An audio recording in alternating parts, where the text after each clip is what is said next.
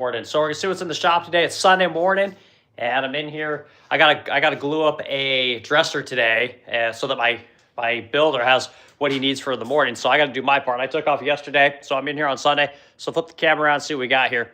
So we come in here. It's first thing this morning. We got to cut down this bar cabinet for my wife's new office. We've got. Looks like we got some nightstands came in. Actually, it's pretty damn nice. We'll paint these and sell them, and that's just kind of part of how we make money. We got this vintage Stanley nightstand. It's pretty good. Looks like we got a bunch of other furniture that came in. So apparently we got a whole set of Stanley. Those, of course, would be the tall boy and the dresser. And again, these are popular. They kind of go in spurts. Sometimes they're hot, sometimes they're not.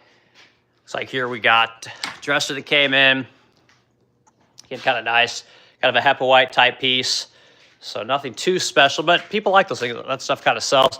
We turn this thing around here. Let's see what we got going on here. Oh, this is the, okay, this is the 12-drawer version. Serpentine pieces are real popular right now, so we're selling the heck out of those. Come in here, see what the guys got done. So it looks like they still got quite a bit to process in here. A lot going on, a lot of pieces. Looks like we've got a lot of stuff that's primed. So these Shangri-La pieces here, we end up having to do a lot of work to these dressers. This trim right here, this trim tends to come in all jacked up. So we have a program, we'll CNC cut this and send it off to be cut. We can replace the busted trim that's over there. So that's kind of what we got going on with that piece. But yeah, it looks like we've got a lot of stuff in here that needs to be 320 sanded. It's already been primed, so that's good. Back over here, got yeah, more stuff that just needs to be primed. Clearly, we got things that need to be 220 sanded, get that stuff going on. So we got a desk in here where the top has chipped. So for whatever reason, the finish is cracked out. So we'll have to replace that at some point. We'll strip this whole thing down, and then we'll go ahead and lay a new coat of primer, sand that primer, lay lacquer till we get the sheen that we need. So you can see that, yeah, the hardware's really nice. It's beautiful. It's probably modern matter type hardware, but then you got the really nice brass details. Anyway, it's a good looking piece. So we'll just refinish the, well, actually looks like the side might need some work too. No, actually that's just dust. So, oh yeah, there you go. So if you look right here, see if I can get it in the light, you'll look very carefully, but you'll see cracking in the lacquer. See the vertical cracks? I'm trying to get a good picture of it for you. Maybe if I get the dust on here, you can see a little bit. There you go. See it? See all that cracking? So all that will have to be stripped. We'll chemically strip this, and then we'll re-sand it and repaint it. Excuse me, re-prime it and then repaint it. So yeah, so we got lots to do in here for next week. Yeah, lots going on there. So come to the wood shop. Let's go in here and kind of see what we have going on here. Back in here. And see, last week I had to make a new mold for all of my faux bamboo. So you see how I make all my faux bamboo molds here. And that's kind of how we do all that stuff. But if we come over here, we got, this is the thing I have to work on. That's what I'm here on Sunday working on. So this is a Greek key dresser. We sell all kinds of Greek key furniture. It's real popular, but none of it's glued together. It's all just setting here. So all of these legs here, you can see we have multiple pieces that go to this thing. You're gonna have your bottom piece, your top leg here, and then it's going to be glued on to your mid panel, right? These are all mid panels. And all this stuff, let's see if I can yank this off real quick for you. Take this off here. Get it out. Come on, you little bugger. Okay, so you can see that we have a tongue there, right? If you look at the back side of our leg, we've got ourselves a dado there. Anyway, that's how we do all of our joinery. And you can see that the dresser itself, the end panels, everything is dadoed in. All of our panels will be dadoed in. It's all traditional joinery, and the panels are actually right here. And the way that we do these is, again, your traditional joinery with, we have an MDF panel in this case, and that's kind of how we do it. And all those end panels will stack inside of here, and then you'll end up with a 9-drawer dresser at the end. So you have 1, 2, 3, middle 1, 2, 3, and then 1, 2, 3. So obviously the center drawers are going to be bigger than the outside drawers. But then we have the iconic Greek key detail, which everyone really likes. I'll show you guys the original. I'll show you the inspiration for this piece. I have the dresser here, and I'll show it to you. It's pretty cool. It's actually a Thomasville piece, and it's it's pretty exceptional. And we don't find many of them, but anytime we do, we paint them and we sell them right away. People just really like them. So we got that going on. Let's go back around in here. Coming back over here to, this is a faux bamboo dresser. So we manufacture new faux bamboo dressers. This is a 9-drawer version. It's going to be 80 inches. And you can see we're starting to apply the faux bamboo, which is of course clear because it's a composite, right? You have little blocks of wood that segregate the individual pieces horizontally and vertically. So then of course all the drawer boxes are going to be cherry drawer boxes inside and out, and everything's on soft close. So people just really like those. So I got the new guy working on that. Then we come in over here. We're gonna have, we got the highs coming. Hello, y'all. I know we got P high and we got random girl. We got some kanji going on there. So I guess maybe that's Japanese or Chinese. I'm not an expert, but good to see you. Anyway, this is a 10-foot credenza, which I've shown a couple of times at this point. So what we have going on here is the credenza itself. These are all pullouts, right? So the idea is that all these will pull out. We're going to, obviously we paint everything, right? So we'll paint these shelves, we'll paint the interior, but then we're gonna add these brass details. So all this brass will be polished. We'll sand and polish all this brass till it's a mirror shine, and we'll then bond it onto the front of our shelves, which will give a really cool detail. So when someone opens up this door, they're gonna open up that door, and then they're gonna immediately see the painted interior, which will probably be the same color as the exterior, but you'll have this brass, which again, people might think, oh, that's kind of overkill, but that's what my customer likes. My customer wants to see that kind of stuff. And here's another thing. Come over here and move these fronts. Sorry, working it with one hand here. These are heavy drawer fronts, so bear with me. So we'll take these drawers. We got the same thing, all right? These are walnut drawers. So everyone knows walnut's about 14 bucks a board foot. It's very expensive. But we did the same thing here. So I've already added the brass details on the end of the drawer box. So these are just kind of traditional drawer boxes. There's nothing special about them, but they are made of walnut and they're detailed with brass pins. So again, very nice. So this piece, when it's done, will have a lot of really cute kind of features, little hidden things when you open it, brass details. So that's what we got going on there. This is faux bamboo, Greek key credenza, brake front that I got to put together. And this is, of course, one of our credenzas that we sell tons of. This is my #1 selling piece of furniture. I sell lots of them. And new guys learning to build all this stuff. And I'll tell you what, teaching new people how to make stuff, even if they have lots of experience, is difficult. It can be difficult.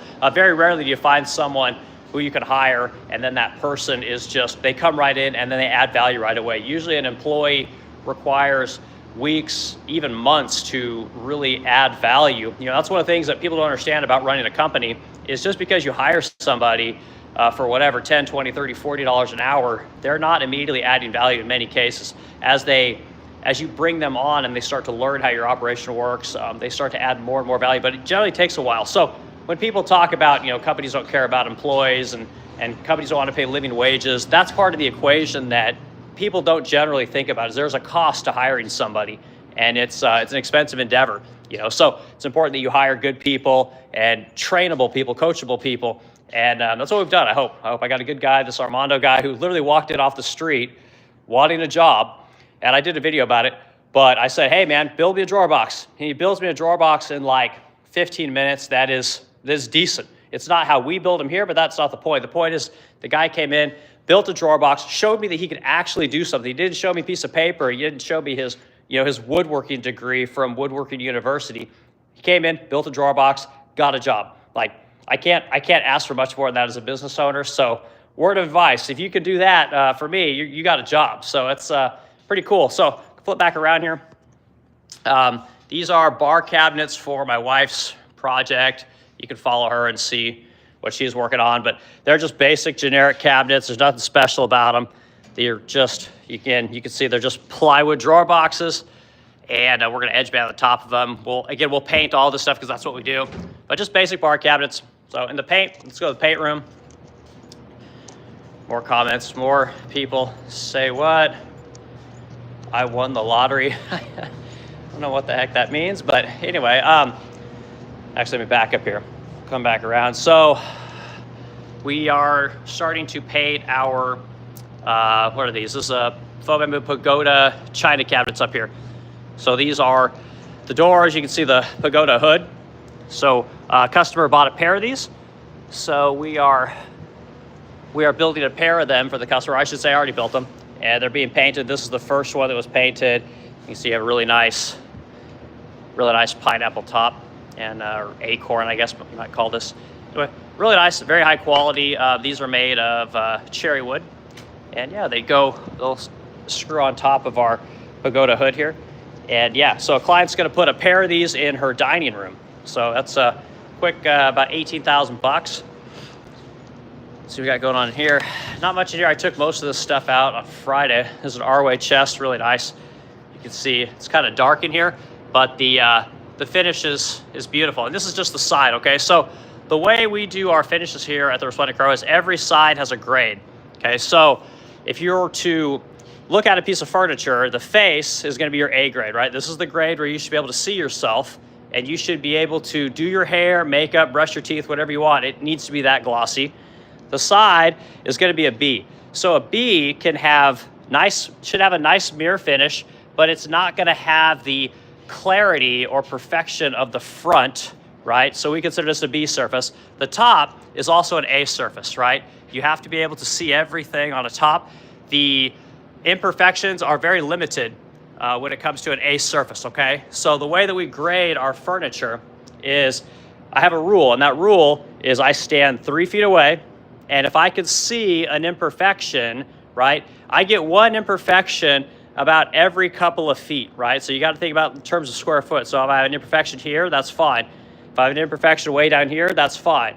If I have one here and here, that's no bueno. Here, nope, can't have it. So you're very particular about the kind of imperfections that you're allowed to have depending on the surface. The side, again, 3 feet away, you're allowed imperfections. It's not a big deal. It just kind of depends. It's a little subjective, but the A surfaces are very important. All of your interior surfaces are going to be C surfaces, okay? So which, I mean, you can do the math there. This would be the bottom for the faux bamboo pagoda china cabinet. We have the top over there, and this is probably coat number 1, I would imagine. So pinks, light pinks, don't have near the gloss that your darker colors will have. Your darker colors are always going to have much more gloss and be much brighter, okay? So the trick to making this kind of stuff work and glossier, right? If you want to, I don't know, I'm not really impress people, but if you want to create a higher grade product, what you have to do is you have to spray this stuff, but then you're going to clear coat it. You're going to put a clear coat of lacquer over the top of this thing, and you're going to do it without sanding it. So the top coat you have has to be perfect. The top coat must be perfect. It must meet all the qualifications of whether it's an A or a B surface, whatever it is. Then you spray clear over the top of it. A lot of people might want to sand it because lacquer melts into itself, but don't do it. So that's kind of how we do that. I don't mind sharing any of these secrets because the truth is that most people don't want to do the work that it takes to do this kind of stuff. So, all right, so we got more finished stuff over here. We can go through this. So I showed you the Greek key piece that we make, okay? Here's the original. This is by Thomasville, and it's a gorgeous piece, right? We've got a pan along here. It's beautiful, and the details when they come in, so this stuff will be very tarnished. Usually it's beat up, has a lot of imperfections. So this is just cheap tin is what they used back in the day when the stuff was created. Same thing here. This will just be cheap tin. The bottom will actually be brass, okay? But what we do is this kind of stuff, we actually paint most of the hardware unless we're putting new hardware on. If we're using the old hardware like we did here, we generally paint it because you can't polish it and clean it up. And even if you could, it takes too long. So we generally paint everything. And it looks really nice, and we've done it for years, and customers really like it. But you can see the Greek key details are beautiful. It's a very beautiful pattern. Sorry, I'm under my heater, so I have to bear with the noise just a little bit. But here's what they do. See how it's cut off? So this is what mass manufacturers do. They have to cut it off because when they design this piece of furniture, this is important, so pay attention to this. When most of your large manufacturers are creating furniture, they create this trim for all of their line of furniture. So the entire line that Thomasville did for this piece of furniture, we'll use the same trim, whether that's the tall boy, the nightstand, in this case, the credenza. That's how they do it. You flip back around here. And so what we do as kind of a boutique manufacturer is we design our trim around our furniture. So if I need an 80-inch credenza, I'm going to design that Greek key to fit an 80-inch credenza that is, say, 20 inches deep. That way, all of your Greek key matches all the way around. You don't want to see that it was cut off. And many people miss that detail because they just don't see it, right? But as a boutique manufacturer of furniture, we design first for every single specific piece of furniture, and then we have our CNCs cut all that stuff out, and we're able to, again, design it, make it a little bit more upscale. And my job as a salesman is to point those details out, which is why I'm taking the time to point it out real quick. So go back around because nobody wants to listen to me. Let's see, flip back around. I'm getting better at this, I promise. All right, so that's what's going on there. Here is a ruby dresser, and this is brand new. So this isn't released yet. I just got it finished, okay? And what this is completely CNC cut cabinet. So this is not a traditional Resplendent Crow product. Resplendent Crow products are all made by hand. Every detail is frame and panels, so on and so forth. So these, Resplendent Crow is known for cherry drawer boxes. We hand make all of our drawer boxes right here in St. Louis. We don't outsource any of that stuff. Nothing is outsourced. Everything is made right here in this factory. But you can see, this looks like the same shit that everybody else makes, right? And this is just your typical maple type drawer box. And you're gonna see this in a lot of furniture, because truth is that most people get their drawer boxes made from like a dozen companies in America, right? There's not like 100 companies making drawer boxes in large scales. It's pretty much a couple of companies. So this is very much like anybody else would make. So it's gonna be at a lower price point. So we're gonna be able to broaden the appeal to more people and allow people to purchase our furniture, get that awesome Resplendent Crow finish that everybody loves. And then we can, again, get to more people at a cheaper price point. So normally, if I was to make a dresser like this by hand, this would be $7,000, right? And I can show you one upstairs that's made by hand. This one I could probably sell for $4,000. So it'll be significantly less. And again, still delivered to your home and still have Resplendent Crow hardware on it, right? Which we manufacture all of our own hardware. And so you'll still get a lot of cool things, but it's gonna be at a cheaper price point. And that's kind of the goal, that's part of business. But the base is handmade. I haven't found a way to outsource the base yet, but you'll notice that the legs actually flare out. So they flare out to the front of the cabinet, they flare out to the side of the cabinet. So it's kind of a nice detail.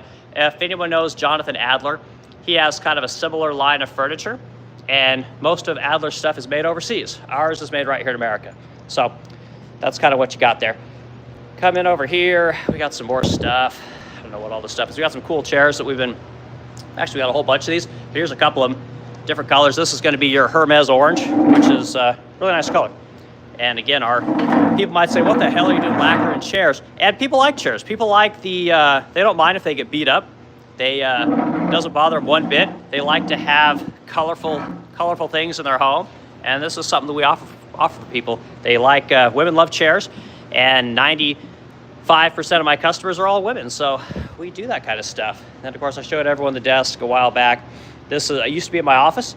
It was white. We brought it here. We sanded it. We painted it peony pink, and we'll turn around and put this on the website, and we'll probably sell it for $4,000. So that's kind of cool.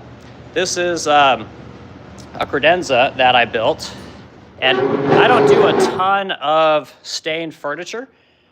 Because we're just not known for it. I love making stained furniture. It's actually my favorite thing to make because I love exotic woods. But this is just a cherry dresser. And I built this probably 2 years ago, and a client wanted one of these and just came in and bought it. So we're gonna stain it just a little bit darker, and that's gonna be the end of it. It's pretty simple. Just got standard magnets and standard Resplendent Crow hardware. So this will get sold to a local designer, and we'll take that. But this is part of our Harrison collection. We'll come back around here. Let's find a safe place to walk out of here. So, yeah, got comments on here. I hope people like this kind of stuff. It's just, we're gonna go into final assembly, and I'll show you guys what I have going on there. But this is I'm just trying to kind of show people what, this is what business is. This is what, dumb business owner, never graduated high school, and took me 8 years to get here, along with my wife, and we've grown this thing into what it is now. And it's a lot of work, but it's worth it. So here, we're in final assembly, so let's come back around. And yeah, this is good. I'm glad everyone's liking this content. So let's see, this I put together Friday. This is again our Zane credenza. We sell these in all different sizes. This one is a 60-inch 4-door. And again, it has the basic resplendent chrome finish. I'm sorry, the light is what it is. But you guys can see that it has the reflection that people tend to like when they want that lacquered, that high gloss lacquered furniture. And it's beautiful. And this is, of course, our hardware. We manufacture our own hardware here in St. Louis. I should say, we design our furniture here in St. Louis, Missouri. I design all this using SolidWorks. And we have a couple connections in India. My wife is from India. And we get this hardware made in India, and it's sent over here stateside. And that's what we do. And if any of you are interested in learning the reality of tariffs and import law and how the economics of all this stuff works, since it's kind of in politics, hit me up in the comments, and I'd be happy to explain to you how it really works, because again, this is what I do. So importing luxury products versus regular consumer products is very different. So if we open this up, we have, again, you can see it's just dusty in here, and that's fine. This is a working shop, and that's how lacquer is. Lacquer dries very fast. So when you spray it, if you spray it in a dusty environment, it will dry right away. The dust is not a problem. We'll wipe this down, and if somebody wants, in the comments, I can show them how I wipe this stuff down and kind of the products that I use. So yeah, I'm happy to do that. But again, this is our finish, and we do this for pretty much everything. People really like it. You know, our bases, all this furniture is handmade. We don't CNC cut any of this stuff, and it's been a bread and butter product for us for a long time. So, and over here, we obviously sell the vintage stuff. You know, I know people like to see this kind of stuff. This is the same dresser that I showed you when we walked in. This is a customer bought 2 of these. So we had one, we had to go find the other one, which is something that we have to do as a business. We have a ton of contacts in all over America, pickers, people that are in the furniture business, and anytime we need a piece of furniture, we just put the word out, and generally somebody will have it. And if not, there's a lot of places that you can go on the internet to find specific kinds of furniture. And we go to the same places that a lot of people go, whether that's your Facebook Marketplace, your eBay, even Etsy. I mean, we go to all those places. The difference is that we've done this for so long that we can just send out mass emails, or mass text messages, and generally find the stuff that we need probably a little bit quicker than most people, but it's the same thing that, again, anybody else would use. All right, so come back over here. This is our X vanity, and this one is some kind of an olive green type color, and you can see that while it has the same resplendent chrome finish, it's pretty glossy, but it's not like, I wouldn't say this is our best gloss of any kind, but it's pretty good. You know, and then we sell a ton of these kind of pieces. You can see that reflection on the side. Like, that's just, oh shoot. There goes my Steadicam. Anyway, you can see that awesome reflection, and that's kind of what we're known for. So hold on one second, guys. I'm gonna power this Steadicam back up.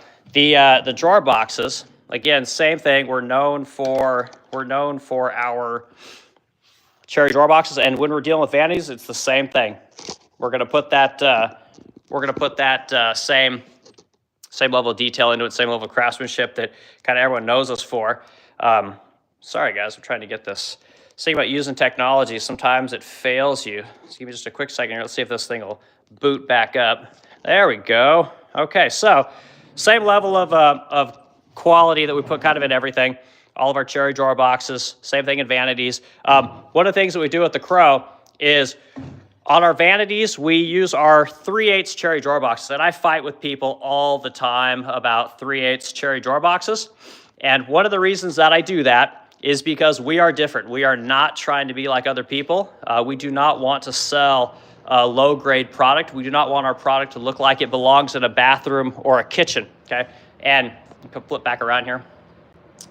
What I was talking about earlier is there are a lot of people that build furniture, And honestly, most of them use the same drawer box companies. They all use the same 12 drawer box companies in America that make those cherry drawer or maple drawer boxes for everybody. They're all dovetailed. They all look like they go in your kitchens. They look like they go in your bathrooms, and that's it. And the Resplendent Crow, we don't do that. We hand make all of our drawer boxes, and I'll do it as long as I can, you know, but truth is it's very expensive. It's very time consuming to get all that material in, to hand cut it on the table saw, fillet it on the bandsaw, plane it all down, you know, create all the dados, all the joinery. It really is easier to let somebody else do it, farm all that stuff out. But the problem with that is you're not going to get the drawer boxes that we have. It's not even an option in many cases to get a really nice miter locked 3/8 drawer box. And again, that's one of the reasons we do it. We want to be different. We want people to see that drawer box and go, oh, that's kind of different, right? It's just like when you see a high gloss lacquered piece of furniture, people generally are going to say, you know, is that a Resplendent Crow? Which again, that's taken us years to do that. Same thing about drawer boxes. I want people to look at my drawer boxes and go, oh, those cherry drawer boxes. Man, Resplendent Crow's the only people that does that. And I know that's pie in the sky stuff. I get it, but that's kind of how I look at it. So flip back around. And anyway, so it's a cool looking piece. And we're selling tons of those. I did a video last night talking about how sales are, and sales are goofy right now. We're just selling like one of everything. So we got our nice tag. Finally got some tags. I've been a furniture maker for 25 years, and it's the first time I've ever had my own furniture tag. I've had 3 companies, and finally there. So here is one of our Emily credenzas. This is Emily line furniture. And again, it's really nice. This is a satin finish. And satin in high gloss lacquer does not show nearly as well as some of the other pieces. But it's cool, it's nice. And this client is an angel. This client came in and actually followed me on the internet and had been watching us for years, and came in and bought 4 custom pieces of furniture all at once.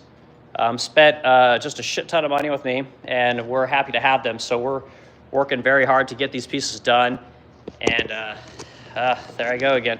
Get these pieces done and make them super happy. So we'll kind of open this thing up here. But again, this particular satin is just, it's kind of a rough one to make look right with lacquer. And here's the thing for all you painters out there. Close this thing down here. Satin paint does not, you can't fix satin paint. I don't care what anybody says. I've never been able to fix it. So when you damage it, there's no doing a touch-up like you normally would with high gloss lacquer. Normally you can take a little touch-up brush, especially if you have an edge, something like this, and that's dust. You can take an edge like this and you can dab a dot of lacquer and it will blend in almost perfectly. Sometimes you might see it just a little bit from the right light, but it blends in perfectly. Satin paint, you cannot do that. It does not work, and we've never been able to make it work really well. So satins are very tricky, but they do look really nice as long as they stay in good shape. So yeah, so it's a really nice piece. Glad that customer came in and saved the, or excuse me, glad that customer came in and decided to buy a bunch of stuff from us. So, okay, so I got to turn this thing back on yet again. My battery might be dead on my Steadicam. So these are Landstrom Tallboy. And yeah, it looks like my Steadicam's dead. So anyway, this is a Landstrom Tallboy. This is our hardware. This is a chrome version of our hardware. And I'm actually designing this right now in SolidWorks. We're going to do this Landstrom line of furniture. We're going to do a version of this that's pretty sick. So this is an iconic piece of furniture, an iconic brand of furniture if you love furniture like I do. So we have to recreate this base. We have to recreate this cove detail here. We will CNC cut the end panels, the drawer fronts, we'll CNC cut that, and the trim. So if I come in here and I look at the trim details, I apologize for the light. It is what it is. So we have essentially a bull nose here, and then you have a bead. That's kind of the details. So bull nose into a bead.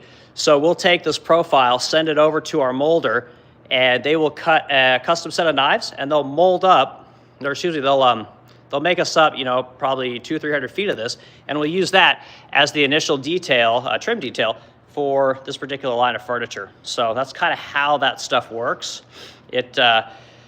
in order to make money, you have to learn to do that stuff because you can't, it's very difficult as a manufacturer to make that trim every time. If you have really skilled craftspeople, you can absolutely do it, and it's more cost effective to have your craftspeople make that trim every time than buy it in bulk.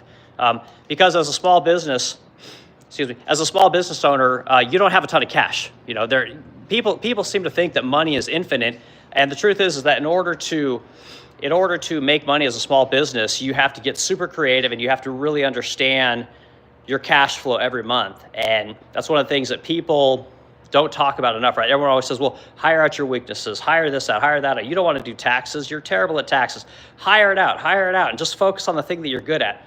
And the truth is that most of us don't have that kind of money, which is why we're here on weekends and we're working at home when we're at home. You know, it's just, business is tough, you know, so it's something that just requires a lot of work. And again, I don't think enough people talk about it, which is one of the reasons I'm trying to do these lives and all these videos, is to kind of show people what it's like to run a real business and the complexity that's involved with it, because it's not as easy as people make it out to be. So, all right, more furniture. I guess we're on the furniture show today. And I apologize. I think my Steadicam might be in trouble.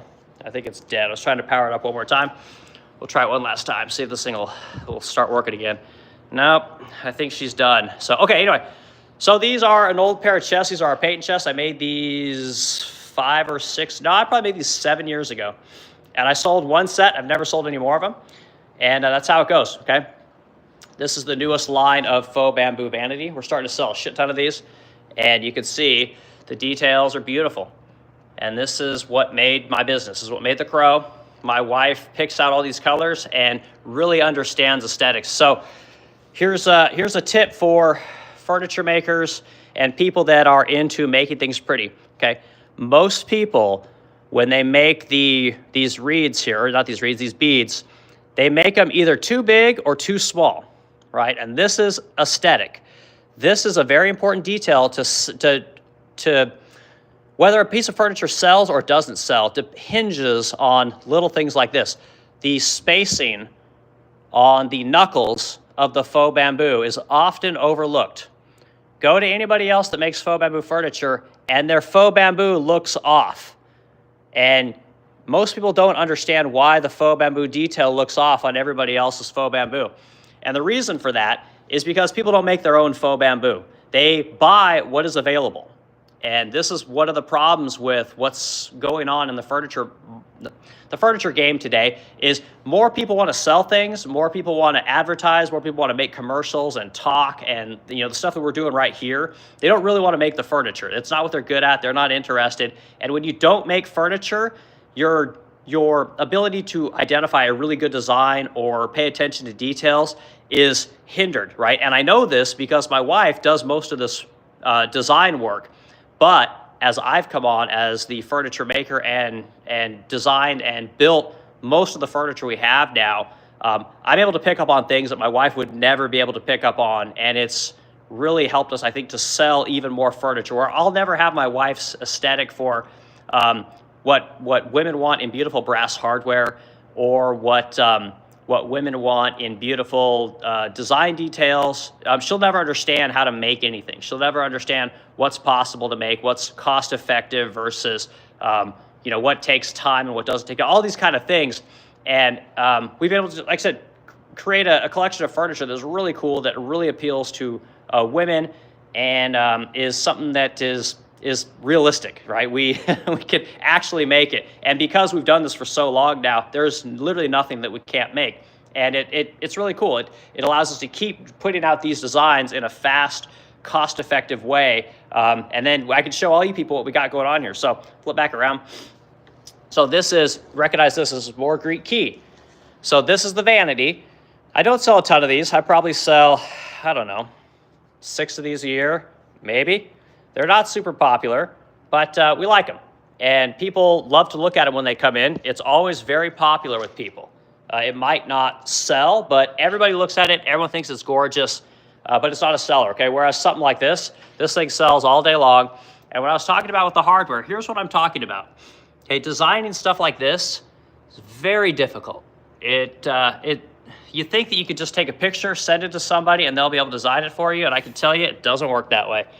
So you have to be able to create a 3D image of what this is. And you can use software and tools to do that, but then you have to be able to convert these things into DXF files, vector files, ORG files, to then give them to somebody who can actually produce them, which means you need to get over to either China or India, and you have to be able to talk to them and convince them to make this for you, which again is kind of difficult. It sounds easy, and it's just, I don't know, it's tough. So, all right, a few more things, and then I got to get to work. I don't have time to do this all day. This dresser, okay, you can see all the dust? This is okay. There is nothing wrong with having dust on your lacquered furniture. It wipes right off. I told everyone I would show them what we use to wipe down all our furniture and to keep it clean and looking beautiful, and I will get to that. More Greek Key hardware. Again, we sell tons of this stuff. This is probably one of the best selling pieces of hardware that I have. People just love these things. Again, there's the Resplendent Crow Shine, and this is what people love. People love seeing all this glossy stuff. And if you guys want tips on how to spray this stuff, I'd be happy to help you out with that. It's not as difficult as people make it out to be, but it requires a lot more prep work than people want to put in, and which is, again, I think is why we have a business. So we're able to do that prep work. So I got to walk back here, and I'll get you guys the product that I use to wipe everything down. I actually use two products. So I'll come back over to the shop. And I apologize, it's not as steady as it was before because my Steadicam battery is dead, which I was kind of worried about. But at least get to travel into the shop, go through the paint department. And oh shoot, I think I left it out in my car. So I will, here, we'll walk out here real quick. No, I take that back. It's not in my car because I drove the Tesla today. Holy crap. Okay, so what I'll do is I got another product that we use. It's not the newest product, but this product, it's a Meguiar's car detailing product. I'll pull it up real quick, and then I'm gonna pull this, or I'm gonna get this stream over with. So this ended up being a lot longer than I thought it would be, which is kind of how it goes. So I'll come back here to our stock room, and I appreciate everyone checking out the stream and not asking questions, but posting comments and just kind of seeing what it is we do here. Like I said, I like to show people. So here's, let me flip this around. Here's the product that we use for wiping everything down. So this is a Meguiar's Detailer, Last Touch Spray Detailer, I guess what they're calling it. The number would be D155. So that's the product that we use for wiping everything down. It smells great. And yeah, here's the inside of our stock room. So you can see this is all sandpaper. We use 3M sandpapers and Festool sandpapers, and that's what it takes to sand this furniture and get it to what we need to look at. Some of the paints that we use some Mohawk paints. Truth is, Mohawk paints are terrible lacquers, but they're the best color. So what do? You have to spray Sherwin Clear Coat over the top of Mohawk paint. That's one of the ways to get the most brilliant, beautiful finish when it comes to high gloss colors. So you can see we're using greens, oranges, pinks, deeper pinks, and then we spray clear coats over the top of it, and that's how you get part of the beautiful finish, right? The other thing is obviously lots of prep work, lots of sanding, fantastic vinyl sealers. So it's not primer, it's vinyl sealer. They're very different. So you have to Google that one. And anyway, I think I'm done for the day. I need to get to work. I got to get home and put in a ceiling on my deck. And otherwise my wife's gonna kick my ass. So I hope everyone has a great weekend, and thanks for hanging out. And we'll do this again probably next week. So bye.